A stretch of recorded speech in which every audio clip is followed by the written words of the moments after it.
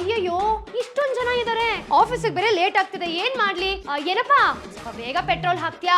ನೀವಾ? ಏನೊಂದ್ 1000 ಹಾಕ್ಲಾ? ನೋಡು 1000 ರೂಪಾಯಿ ಪೆಟ್ರೋಲ್ ಹಾಕ್ಬಿಡು. ಮೇಡಮ್ 0 ನಂಬರ್ ನೋಡ್ಕೊಂಬಿಡಿ. ಆಗೋಯ್ತು ಮೇಡಮ್. ಇಷ್ಟು ಬೇಗ ಪೆಟ್ರೋಲ್ ಹಾಕ್ಬಿಟ್ಟ?